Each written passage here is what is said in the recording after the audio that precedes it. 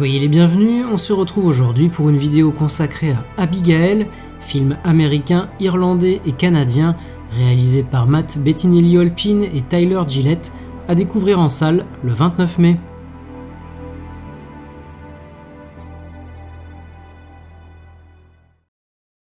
Je suis comme ça, j'aime bien jouer avec ma nourriture. Oh, la putain d'elle vole!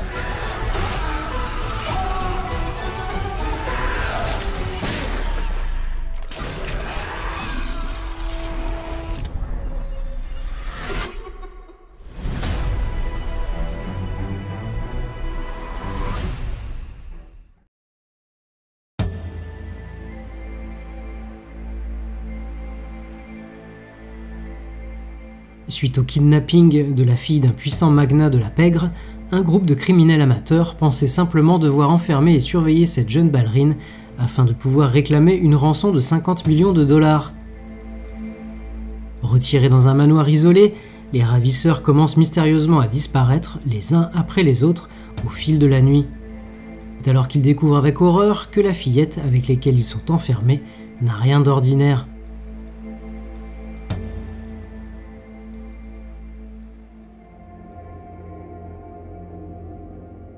Après l'excellent Wedding Nightmare en 2019, dans lequel une non moins excellente Samara Weaving luttait pour sa survie durant sa nuit de noces dans le manoir labyrinthique d'une belle famille complètement tordue, les deux membres du collectif Radio Silence, à savoir les réalisateurs Matt Bettinelli-Olpin et Tyler Gillett, s'emparaient, avec plus ou moins de réussite, de la populaire et lucrative franchise Scream.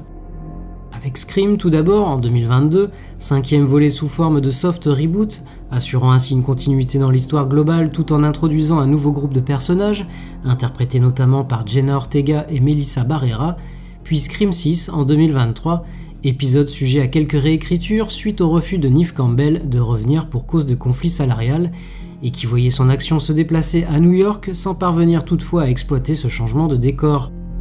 Ayant judicieusement laissé leur place pour le numéro 7, dont la pré-production fut plus que chaotique, voilà donc les deux cinéastes de retour avec leur nouveau long métrage, Abigail, du nom du personnage éponyme, une petite fille en tutu rose et aux dents particulièrement bien aiguisées. Présenté comme une version moderne des films de monstres produits par Universal entre 1923 et 1960, que le studio essaie tant bien que mal de relancer depuis La Momie en 2017, Abigail fut imaginé comme un remake de La fille de Dracula, long métrage réalisé par Lambert Illier en 1936, d'après un des chapitres non retenus par Bram Stoker pour son roman Dracula, mais publié en 1914 sous la forme d'une nouvelle intitulée L'invité de Dracula. Finalement, adaptation libre plutôt que véritable remake, Abigail entend ainsi combiner film de kidnapping, film de vampire et survival en huis clos, le tout largement saupoudré d'action, d'humour et d'hémoglobine. Si mes attentes n'étaient pas particulièrement élevées concernant cette Abigail, entre la peur d'avoir affaire à un Wedding Nightmare bis et la promotion qui semblait griller la principale cartouche du film, y ai-je néanmoins trouvé mon compte, rien n'est moins sûr.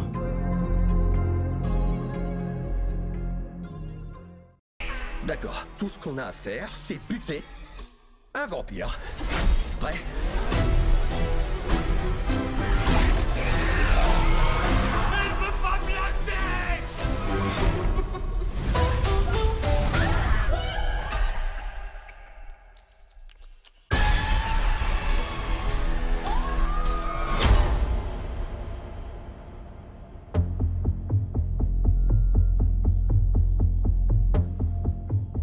Sur un scénario de Stephen Shields et Guy Busick, ce dernier étant déjà co-auteur sur les 3 précédents films de notre duo de réalisateurs, Abigail nous propose donc de suivre les mésaventures d'une bande de malfrats, pourtant promis à un avenir radieux une fois leur contrat rempli à la lettre.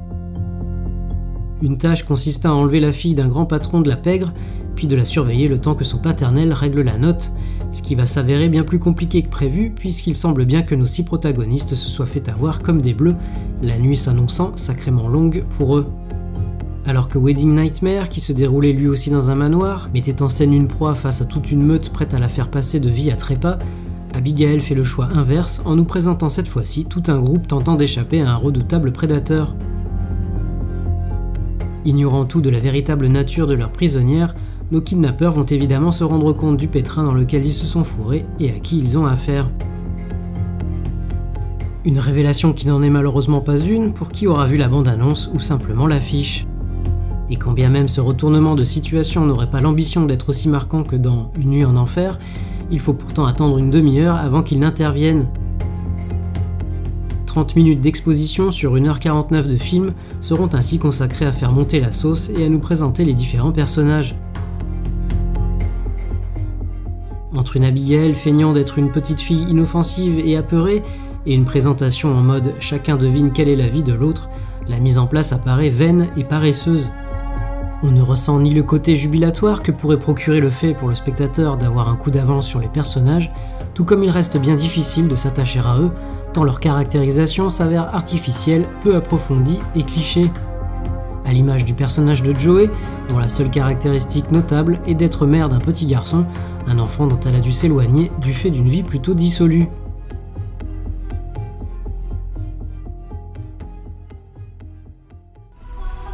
Tu sais ce que ça veut dire, promis juré? Si tu es sage et que tu fais ce qu'on dit, promis juré, tout sera bientôt fini. Joey, Oui? je suis vraiment désolée de ce qui va t'arriver. Putain!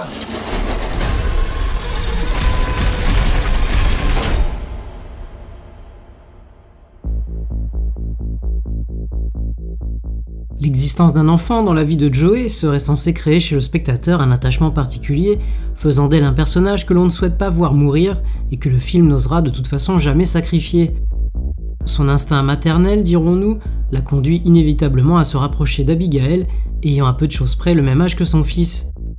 Enfin, d'apparence du moins. D'autant que cette dernière ne se considère pas comme une enfant normale, non pas du fait de sa condition de vampire, mais plutôt du fait de l'indifférence de son richissime père à son égard. Sauf que cette mayonnaise ne prend jamais vraiment. Buveuse de sang depuis des décennies, ayant donc une longue, très longue expérience de vie derrière elle, capable de tuer sans état d'âme et de percer la moindre faille ou secret chez ses potentielles victimes, elle aurait pourtant conservé une maturité affective d'une fillette de 12 ans, chagrinée par un père qui la délaisse. Autant dire que les relations entre les personnages m'ont paru plus qu'improbables. Et puisqu'on parle du papounet, une véritable légende urbaine, impitoyable et capable de l'impossible, aucune surprise non plus de ce côté, puisqu'un nom bien connu au casting nous vend là aussi la mèche. On sait que le grand monsieur D, en personne, fera son apparition, et sous les traits de quel acteur, ce qui ne manque pas d'arriver dans les 10 dernières minutes. On est proche du pétard mouillé à ce compte-là. Si j'ai bien conscience de vous donner l'impression de dézinguer le film, sachez que je suis pourtant loin d'avoir passé un mauvais moment. Je sais bien que le film n'a pas vocation à réinventer le mythe du vampire, mais simplement proposer un divertissement honnête et grand public. Outre la transparence des personnages et du peu que raconte le long métrage, on peut néanmoins se rattacher à de petites touches d'humour qui font mouche, quelques moments de tension ou d'action bien emballés, une dynamique qui fonctionne plutôt pas mal, notamment grâce à un très bon casting, même si là aussi j'ai toujours quelques réserves quant au jeu de Melissa Barrera, d'autant qu'elle se fait presque voler la vedette par Catherine Newton, laquelle hérite des 2 meilleures scènes du film. Vendus comme leur réalisation la plus sanglante, les 2 metteurs en scène n'ont effectivement pas lésiné sur l'hémoglobine, quand bien même les explosions de corps pourront paraître peu inventives, on y avait déjà droit dans Wedding Nightmare, et redondantes. Quant à l'aspect ballerine vendu par le film, à défaut d'accentuer l'effet petite fille inoffensive qui ne fonctionne pas selon moi comme évoqué précédemment, il offre au moins aux attaques d'Abigail grâce et agilité pour assurer le spectacle.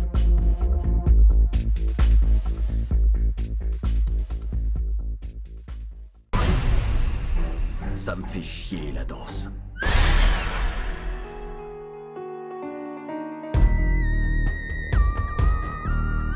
Si vous aussi la danse ça vous fait chier, alors n'hésitez pas à liker, commenter, partager et vous abonner à la chaîne si ce n'est pas déjà fait. On se retrouve prochainement pour une nouvelle vidéo. Salut!